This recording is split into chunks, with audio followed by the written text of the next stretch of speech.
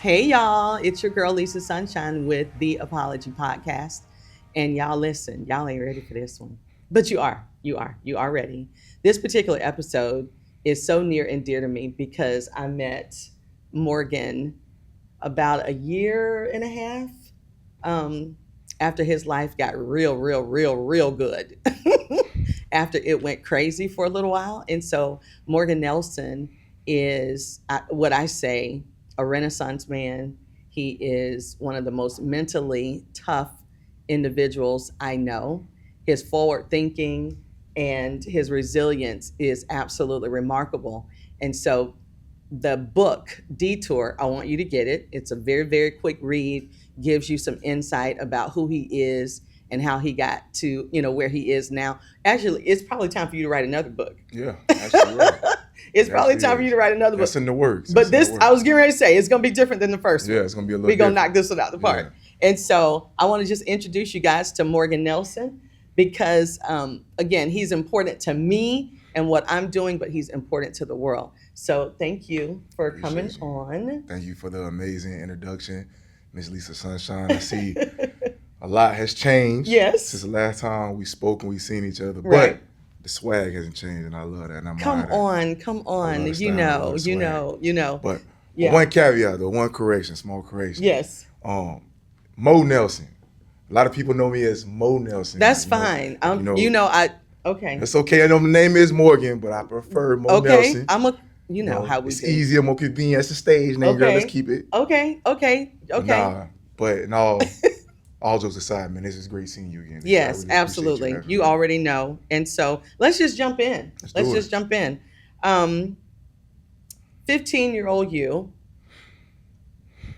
went into what most teenagers, may dabble with here and there, and that is just going to school, fitting in, finding your way, Mhm.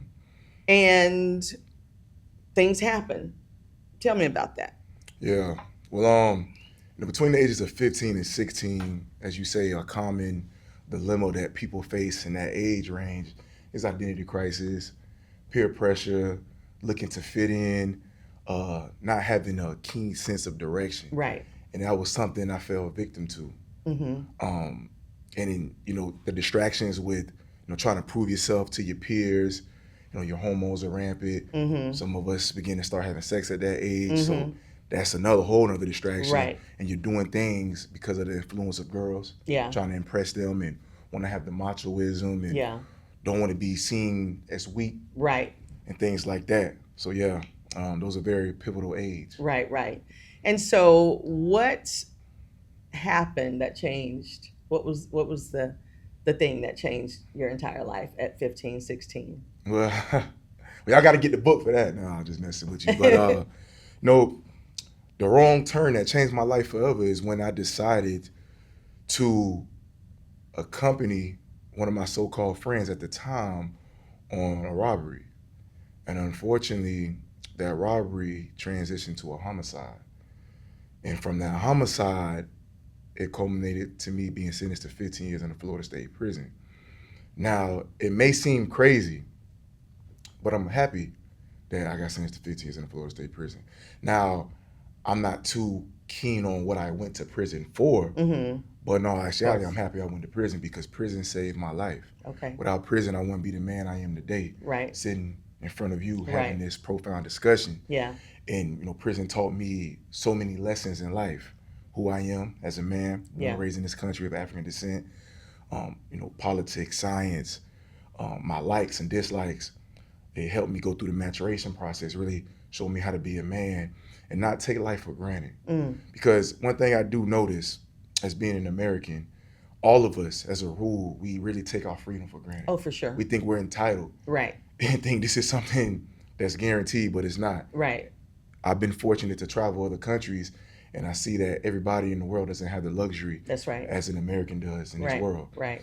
So seeing that and knowing what it's like to have your freedom stripped away from you, it gave me a different outlook, different perspective, and I move differently now. Right. So, without prison, not saying I couldn't have learned that without prison, Right. but that was the way I learned. Yeah. That was the way the Most High had it set out for me.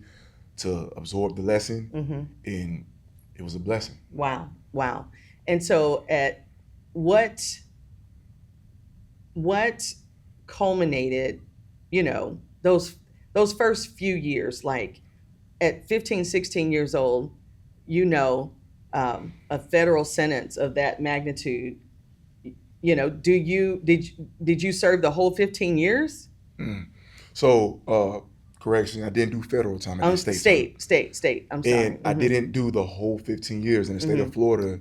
You got to at least do 85% of your time. Okay. So I was fortunate to make my game time, my 85% date, which is altogether 12.9 years to be exact. My God. Yeah, but I did that, and I got to come out at my earliest convenience because my behavior. Now, I wasn't saying I was an angel in prison. Sure. I did have my hiccups. I did have my miscues. Yeah. But I was able to make up for it. Right. Because they do give you an opportunity to make up for your game time, to get out to your earliest convenience. And fortunately, I was able to do that. So, Okay.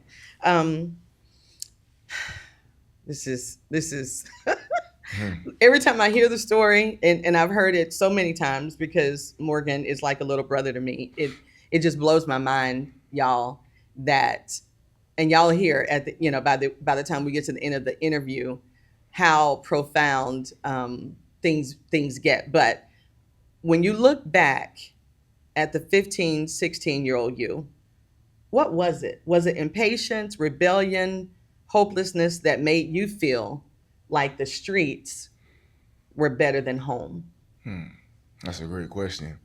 Honestly, who I am today, in retrospect, going back, assessing my life, my mindset, everything that was going on with me around that time, it was the lack of emotional intelligence. Yeah. Emotional intelligence is so paramount Yeah. in the human psyche that it doesn't get talked about enough. Right.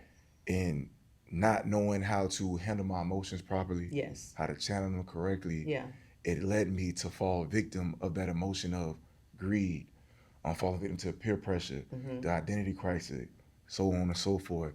So that's what it was. Yeah. And I felt that, my mom, I had a great mom, but she was a single mother. She had her struggles, but she did the best she can. But, it is the month of, Father's Day.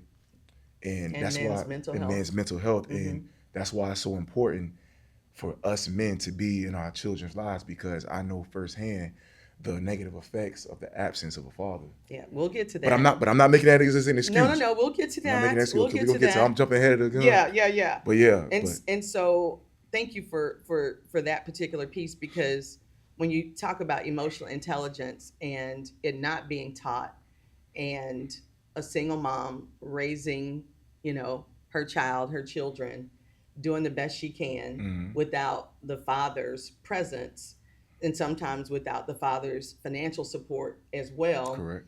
There's going to be some lack. There's going to be some major lack going on. So let's talk about dishonor, though. Not to the law only, but to your mom, and her being your rock, her being your, your provision, your safe place, making sure you had what you need. Have you two had a heart to heart since you've been home about what she felt, how you felt, what that was like when her only son went to prison? Most definitely. And her oldest son. Oldest, that's right. You have It's a younger okay. one. Yeah, I have a younger Yes. brother. But yeah, we had that conversation. I deeply apologize for the dishonor, because I dishonored our name. I went against all the morals and principles she instilled in me growing up as an adolescent. And most importantly, I dishonored myself, Lisa. I think we need to, shed some light on that. Yes. Going against myself, subjecting myself to those hellacious conditions to be treated in the way that I was treated, to be sequestered from society, away from my family, Yeah. not seeing my little brother, not being able to spend time with my mom, not being able to have the orthodox, ordinary experience a teenager should have. Right. I went a different route. So adulthood for me got accelerated because of my conditions. Gotcha. But yeah, that was the biggest thing. Just dishonoring myself, and like I said, put myself in that situation. But again, I say it was a blessing, and Yeah. I do not regret it at all. I believe we all have our own journeys to go through. What's Yeah. for me was for me. What's for you was for you. Yeah. And that was the path that was destined for me, Right. and I made the Right. most out of it. Right. And so, when we talk about being incarcerated, I know a lot of parents, especially moms, sometimes just cannot take seeing, their child behind bars. Like it just breaks them. Mhm. Did she visit you while you were in prison? Yeah, heck yeah. My mama loved me, man. My mama, especially when I was in the county, my mom seen me twice a week. She couldn't get enough of me. Yeah. And it was so beautiful seeing my mom's face, but heartening at the same time because I knew she was being strong and rock solid, but seeing me in those conditions and those circumstances definitely took a toll. Right. And it emasculated her strength. Yeah. But she's a mom, Yes. a single mom at that, and she knew she had to stand solid. And I had to stand solid too. Yeah. As a son, as somebody who always held himself accountable for the position I put myself in. Right. I never made excuses. I never blamed my mom or absent of the father or the Yeah. system, Right. saying this and that. Now, I understand there is a system designed Right. for a particular Right. ethnicity to fail. Let's get that clear. Right. I'm not oblivious to that. Yeah. But at the same token, it's up to our discretion. That's right. Our life is decisions. discretionary. We have a choice to make. Right. And with every choice, good or bad, comes with a consequence. Right. Mine came with, quote unquote, a negative consequence. And I had to man up and deal with that accordingly. Yeah. It is what it is. Right. So I make no excuses. And so how do you grow up in prison? What does that look like? Mm. At 15, 16 years old, you're sentenced to 15 years. How do you keep your mind stayed focused on freedom? How did you say beyond this incarceration, beyond these bars, beyond this concrete, beyond these wires and guns everywhere? Yeah. How do you keep your freedom intact when it's going to be a long time Long journey, yeah. before you walk free? How did you do that? Was it day to day? Was it, how did you do that? How did you stay not going berserk?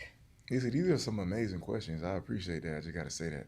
But for starters, I went to prison at the age of 18. I got incarcerated, at 16, and I did 2 years in the county. Okay. And I got shipped off to prison in May. So they waited until you became... Yeah, because the whole adjudication process, the whole court process, I had Okay. co-defendants involved, so we all had to get that worked out. Okay. But eventually, I ended up actually going to prison, DOC, at the age of 18, which is still fairly young. Yes. But to answer your question, a couple things.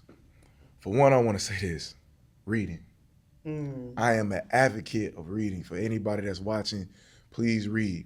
But prior to me getting incarcerated, I felt like reading was lame. I felt like it wasn't a necessity, but I was wrong. Reading saved my life. I went through so many places, Africa, Antarctica, Yes. outer space. Yes. Found myself all through the books. Yes. You're a little older than me, but do you remember Reading Rainbow, the show? Heck Used to come yeah. on?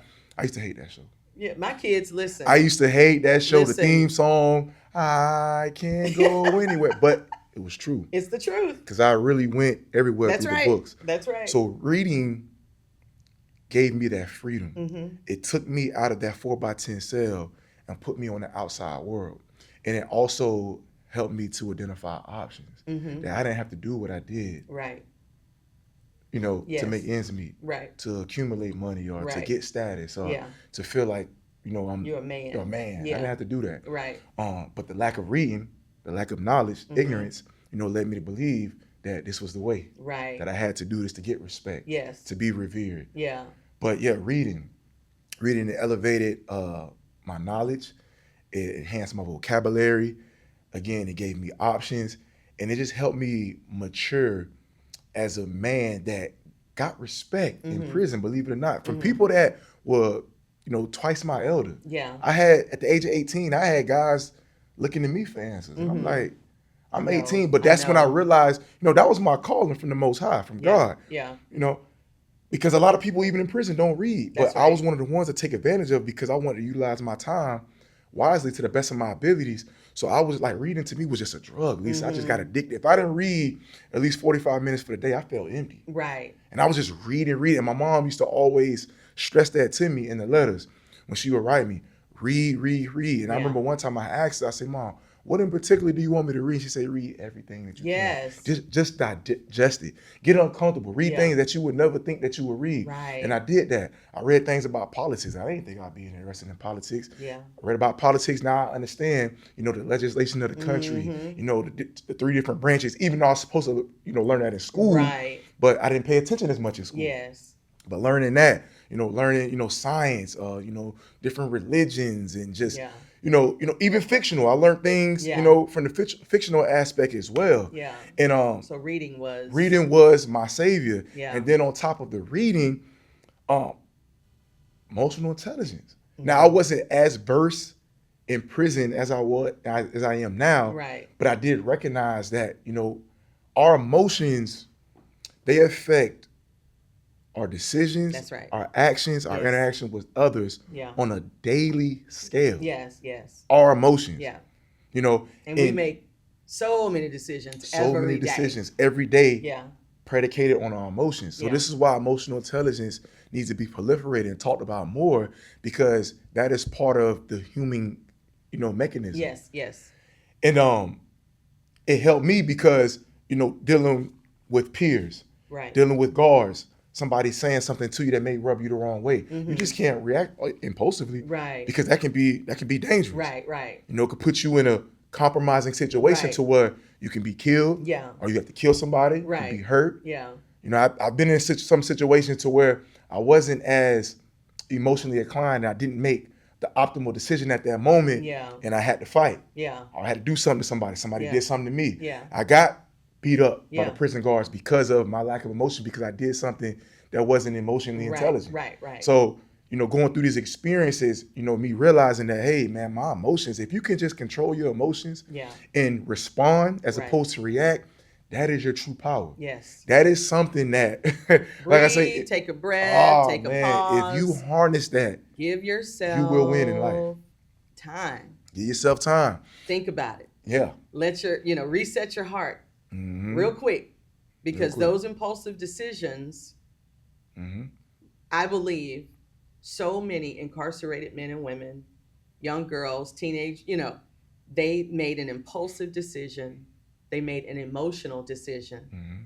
that changed their lives forever. Mhm. I believe people are on death row. I believe people are in the grave because someone else made an impulsive decision and did not allow their mind to just think real quick. Let me think about this real. You know what I'm Mhm. saying? Most And definitely. instead of, but I believe sometimes, because especially if it's a single mom Mhm. raising a child or children, and she's doing all she can with what she has, her lack of emotional intelligence, of course, is going to play a part in Mhm. what's going on, because her focus is, I have to provide, Mhm.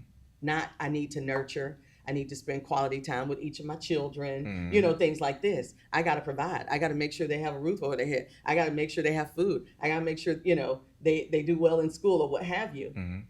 And then there is the thing of the father. And so when a father leaves, we know he's not just gone from our presence, but when a dad is MIA from your life, what's missing? And what was missing for you as it related to your dad was military Mhm. and traveled, retired, all of that, but he knew who you were. You looked just like him. Mhm. There's no denying that. Right.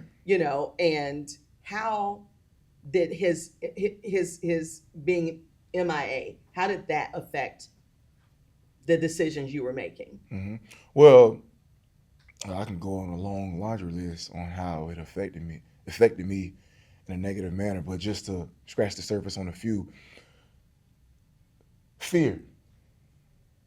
Now, before I elaborate, as society has conditioned our minds to look at fear in such a negative connotation, but fear is a common emotion that we all face. Right. But depending on how it's channeled, can be beneficial. Yeah. So fear in the regards of my father, if he would have been more present, Yeah.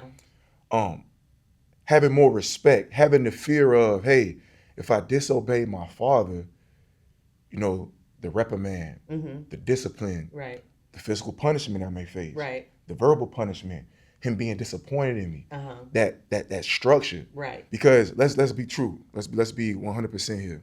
And not that I would ever put my hands on my mother. Right. I would never, ever do something like that. But at the age of 16, me having sex, dipping and dabbing in the streets, Yeah. doing things with my friends, experiencing certain things, I knew physically my mama wasn't stronger than me. Right. So I started smelling myself and Yeah, feel like, yeah. Mom, you can't really handle it. What you Right. gonna do to me? Right. Right. And that was the wrong way to think. Yeah, losing that So, honor. losing that Yeah. fear, Yeah. that honor, that respect, Right. because I know physically she can't impose her Right. will on me. Right. But as a father, it's a whole other story. Right. You know what I'm saying? Yeah. So the father provides that structure, Mm-hmm. that discipline. Like prime example, I have a son. I wish he did. He know it. Right. Can't bow up He at knows me. better. You see a man. Yes. You see a man in front of you with Right. structure that loves you though. I don't abuse my Right, children. right, sure. But if I got to get on your tail, Yeah. I'm gonna get on your tail if you disobey. You go against the grain because you Yeah. know you can't beat me. You Right. can't do nothing with this right here. Yeah. Yeah. But if I would have had that, I wouldn't have went outside. My dad Right. would have said, "Hey, you better not go outside, or else." I was gonna listen. Yeah. Because the consequence of me being reprimanded from my father, as opposed to the reward in theory, I would have got from robbing somebody, couldn't stand a chance. Right. Right. I would have favored, me being disciplined by my father more than appeasing my friends. Yeah. Yeah. For them yeah. not thinking I was a chump or a Right. punk or I was about that life. Right. Right. You get what I'm right. saying? So Yeah. this is the importance of fatherhood. This is why us as men, we have to be in our children's lives, because it's real like that. Because if we don't, our children can easily get consumed by the streets and peer pressure, and we don't Yeah. want that. So what would you say to a 15, 16-year-old, 17-year-old kid who has that single mom doing everything she can and dad is not there and he's not going to be? What would you say to him? What would you say he should think like or experience? If he's got a mom who loves him and is doing her best, she's not perfect, but what would you say to that teen male or female? What would you say to them? Because if you could take it back to your 15, 14, 13-year-old self, your 16-year-old self, sneaking out the house, go do this robbery, ends up in a homicide. If you could go back, what would you say to your 15-year-old self and any one of them that will watch this video? Two things. So for the 15, 16-year-old that's watching, for one, I would say, put your mother first. And what I mean by that is, put your mom's emotions first. Her sacrifices, her name, everything that she done for you, do not allow that to be in vain. She's trying her best. She's trying her hardest. Are things perfect? No, but nobody is. Right. And nobody's life is perfect. But understand that your decisions not only affect you directly, but it indirectly affects your mom and those who have stake in your life. Yeah. It could be your auntie, your uncle, your cousins, Grandma, your friends, grandma, Mm-hmm. etc. Yeah. So think about that. And the second thing I would say is, foreshadow the consequences of your actions before you commit that action. If you have a friend that is trying to lure you in to do something that your mom or society won't be proud of you of doing, just think about the negative ramifications that can transpire, that could potentially come about if you do it. Play it in your head before it even happens. Mm-hmm. Because if I would have just thought for 1 second that doing this robbery, that somebody could potentially lose their life, I wouldn't have done what I've done. And by me not considering that, it had me, with the clouded judgment. Mm-hmm. And I did what I did, and you see what I got myself, or you hear what I got myself involved in. So just contemplate the consequences before you cement a decision. That is my number one and honest advice to you. Think about it. And please take heed. Yeah, I appreciate that. Because again, the status of people's lives, it's gonna keep happening. You're gonna keep having single moms. You're gonna keep having, MIA dads. Mhm. And then there's vice versa. Not as much, of course. The dad Mhm. is the main parent, and mom is MIA or what have you. I'm glad you said that. Thank you. Yeah, Because it's a real deal thing. it's a real deal. There Yeah. are some weird situations out there Mhm. that cause females to leave their children, and abandon them. Mhm. But it happens more often, with men. And so, again, what would you say to the mom? What would you say to the single mom? What advice would you give her if she is doing all she can, or she believes she's doing all she can Mhm. to raise her child or her children, and she's got that rebellious, you know, daughter, or quietly rebellious son? What would you say to her? What advice would you give her to help herself and her child or her children? To all the single mothers out there, shout out to you guys, and shout out to all the single dads as well. Yeah. So mother and father, whichever one it may be, emotional intelligence. That is the key. Fortify yourself in your emotions, because emotions, they affect our relationships. And by you being emotionally intelligent, that will help fortify the relationship between you and your son, you and your daughter. Because empathy is one of the major components of emotional intelligence. You have to know, first you have to put yourself in other shoes. Yes. So sometimes, put yourself in your son's or your daughter's shoes. Understand that the way you grew up as an adolescent is not the same way out here. Right. Look at the world around us. Look at the influence. Look at the temptations. Look at all the variables that your son or your daughter may potentially face. Right. All right. And take yourself back, put yourself in those shoes, and try to simulate you experiencing that. Mm-hmm. Get an understanding. Don't be so quick to judge. Yeah. And secondly, forgive yourself. Listen, at the end of the day, you can raise your daughter, your son to the T. You can Yeah. instill all the principles and morals, give them all the resources. But at the end of the day, one thing us humans, we all have is free will. That's right. We all have our own choices. Some people, unfortunately, they don't use the free will optimally, and they go down a way that is contrary to what we would like and what we would want for our children. But understand that everybody has their own lessons. Everybody has their own path. Unfortunately, that may be the path for your child. Yeah. And it's a sad reality. That's what it was for me. But here's the thing, though. No matter what direction your daughter or your son takes, support them. What helped me through my incarceration was the support, Mm-hmm. the immense support I received from my mom, Mm-hmm. the emotional support, the monetary support. Just knowing I had my mom in my corner. My mom never judged me for anything that I did. She forgave me. Was she happy with me going to prison? Hell course no. not. Right. Of course not. Yeah. But she understood it is what it is. How can we make the most out of the situation? So about your dad, keep me on time. About your dad, Mm-hmm.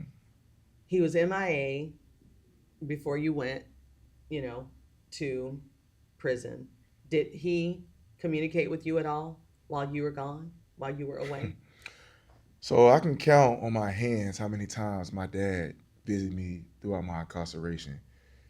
He never came to visit me in the county jail, not once, through my 2-year tenure in the county. Right.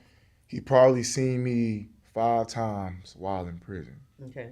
And that was a lot for him. Right. I was grateful. Trust me. I bet. No, my dad at the time, I Did was you grateful for it. communicate through letter writing? My dad never wrote me. He never wrote me a day in his life. He sent money a few times through one of my aunties, Right. but he never wrote me. Like I said, he did come and see me, 5 times, the max, if I'm not mistaken.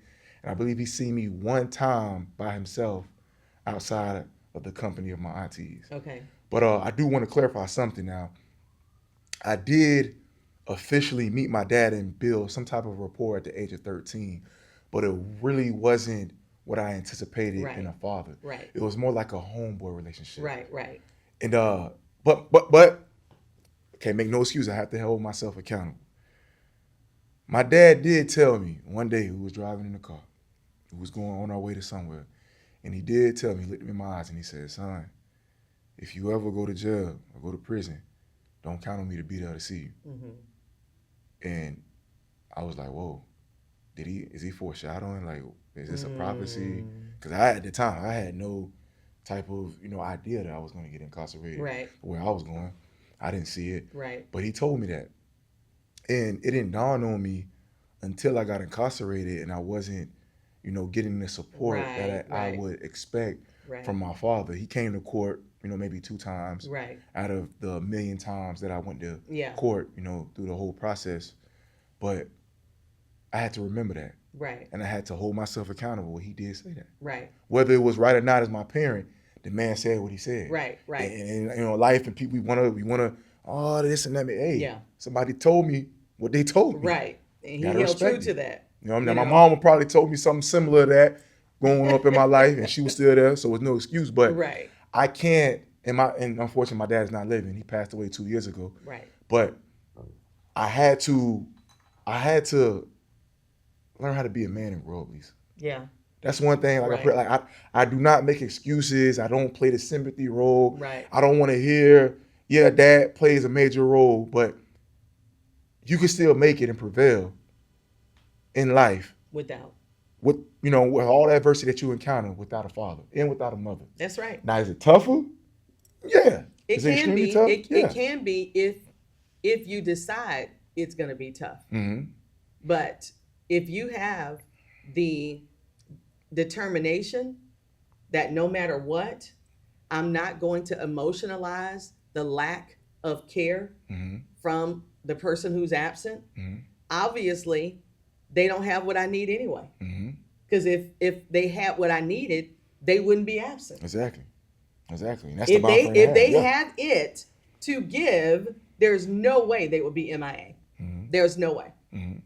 So what I realized when I was coming up, my dad was absent, and what I realized, but it wasn't until I was maybe 35 years old. So that's only 21 years ago that I realized my dad being absent was one of the greatest gifts of my life. He had nothing to offer me, nothing to give me. And my sister, who did grow up with him, went through hell because he had unhealed trauma that was never dealt with. And then he went to Vietnam. Never, for a long time, he wasn't seen after by the VA or by the federal government. And so you mix all that together and you got a whole cocktail of mental unrest, and that's all you have to give. And so you're talking about meeting your dad for the first time at 13. It didn't go well. I met your dad. He's a very charismatic, he was a very charismatic feller. So once you got home, and we'll end with this, once you got home, how did you, I know your mom is crazy about you, but how did things work out with your dad? Did you guys, of course, we met when we were, supporting you with some things in court. And so he was there supporting you then. How did things work out before he passed away? Things were okay. I can't complain. My dad, I guess, as he got older, he did try. Yeah. I did see, incremental changes. Yeah. We had conversations. We spent time. We did things. But I had to accept my dad for who he was. Right. And understand that, the Orthodox father, what I wanted my dad to be based on, what society, illustrated to me growing up. Right. That just wasn't him. That's right. And as an adult, as a man, I understand we all have our own personalities. Yes. And sometimes that's just not who we are. That's right. So I had to accept that. Yeah. And by me accepting that, that kind of fortified our relationship, and we was able to move through. Yes. And You're accepting his capacity right, and not emotionalizing. Okay, you're not going to be here the way I want you to be, yeah, and so forget you. You right, know, if you can't be here the way I need you to be, then don't even come around. yeah, And instead, you said, you know what? You've got a limit. I've got a limit to who I am and how I move yeah, around. There are going to be some people who are totally disappointed in me. mm-hmm, They need more from me. I don't have it. right, You know, right, and so when you get to that place of emotional, you know, intelligence, right, and you're able to say, you know what, I keep grabbing from this guy and he does not have it. mm-hmm, So let me just find some peace and accept him for who he is and where he is, so that I can have capacity in my life to receive those father figures mm-hmm, who will fill some of those gaps. right, And so I appreciate, you know, your thought process in saying, I'm just going to accept him for what he is, for mm-hmm, who he is. This is how he moves. This is how he shakes. He passed away 2 years ago. And now you have a daughter, mm-hmm, you know, yeah, my baby. 2, is she 2 yet? 3, No way. yeah, time flies. Oh my gosh. But it's something you just elaborated on, you Okay. know, in regards to the father, Lisa. And I just want to make this clear, and I Yeah. want to stress this to anybody who's watching, to the world. By me able to come into grips with my father and make these decisions, Mm-hmm. I give it all to the responsibility of emotional intelligence. Yes, yes. You know, like Yeah, not allowing those emotions absolutely. to cloud my judgment, because I could have been bitter Yeah, and I could yeah. have made excuses, Right, but I didn't. right. I had accepted for what it was, and those, you know, by me being intelligent in my emotions, you know, it helped me move differently and accept things for what it was. Yes, yeah. You know, and yeah. move on and forgive too. I forgive my That dad. I forgive my forgiveness dad. piece, to me, that forgiveness piece opened a whole new world. Mm-hmm. I had to forgive my mom, Mm-hmm. forgive my dad, forgive in such a way that healing could happen. Mm-hmm. Because if you forgive but don't heal, that's a root of bitterness. Mm-hmm. You can say, oh, you know, I forgave him, I forgave her, but I'll mess with her. Mm-hmm. I'll mess with him, you know. Because my thing was, I don't want to feel or experience in my soul aught, anger, rage when I think about my parents. Mm-hmm. And so I literally had to disconnect from my mom for a little while so that I could start a healing journey and come back so that I could honor her the right way. Right. Because the forgiveness was there, but the healing was not. Mm-hmm. And so once I healed in such a way that I could accept her capacity, I didn't judge her for coming up short. Mm-hmm. I didn't judge her there were some heinous things that happened that she did to me that were absolutely horrific, but I got to a point where I could heal and say, you know what? You don't owe me anything. Mm-hmm. Between me and God, we'll take it from here. Exactly. And I honor her. I take care of her. I look after her, you know. And what I decided to do, Mo, is think on and focus on what we have in common. Mm-hmm. And let that be the way I embrace her, Exactly. the way I honor her, the way I love her. And so when I think about what your dad said to you when you were 13, I'm not coming. Get yourself in trouble if you want to. Mm-hmm. But he did. You said you can count the number on one Yeah. hand. Yeah. And so Yeah. he stretched himself, Mm-hmm. And I had to take that in consideration. right? But I want to, you know, cover this forgiveness piece, because Yes.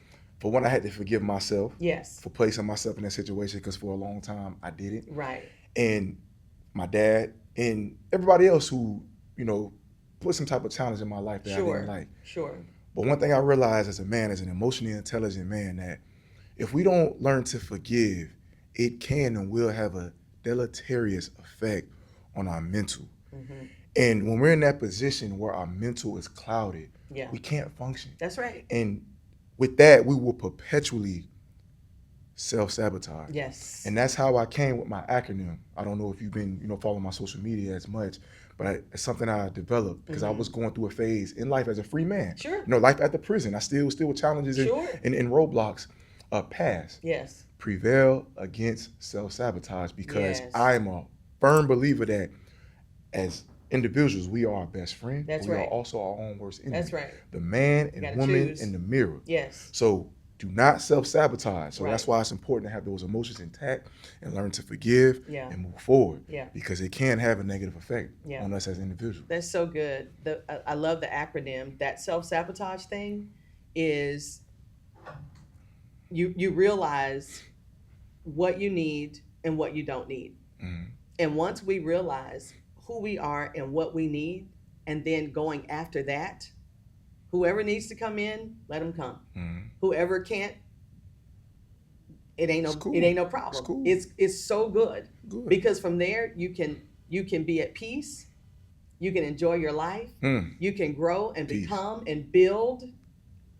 Because 12 and a half years going into incarceration and living incarcerated and coming out, owning your own businesses, having several Airbnbs, Mhm. having your own Turo business, Mhm. having your own what was the other one? My book. Your book, of course. We talked about the book, but Mhm. then you had the golly, vending machine Yeah, business. the vending machines. Yeah, that was You my know, first business venture. that was the first And now my one. speaking career. Yes, My speaking career has been right. ascending. You know, So, and yeah, so so me as a to speaker, come yeah. out of prison, you're doing you're doing things that people who've never been incarcerated, aren't doing, because they're self-sabotaging, because they won't heal. Mm. They're still grabbing for people who are emotionally not available. They Mhm. don't have capacity. So, I salute your resilience and your willingness to be teachable. I know that was a challenge early on, because you still got some making up to do. You still got some things you want to go after. You still, Right. feel like, oh my God, I missed this, I missed that. We're not missing anything once we decide we can have it all. Most definitely. It's going to take some time. Most definitely. It's going to take some conversations like this. And it's going to take understanding that you can make a mistake and you can recover from it, but you can also prevent the mistake Correct. and live your life in a beautiful way and embrace the glorious freedom we have in deciding to embrace ourselves, to love who we are, grow in that, and celebrate life to the hilt. What a gift. Well said. What Lisa. a gift. Well said. Thank you Couldn't for say it any being better. here, Mo. Appreciate you for having me. It was an honor. It was a blessing. I just am so grateful, y'all, for this time with Mo, because I believe you'll see him on much bigger stages, because his story is truly profound. And so if you are listening, just remember that you are the decision maker. I don't care if you're 9, I don't care if you're 19, I don't care if you're 59. It is your decision to say, I'm becoming my own best friend, and I'm going to go and get what I need to make sure I am absolutely the most amazing person I've ever been. Right? That's you. So we'll see you next episode. Bye-bye.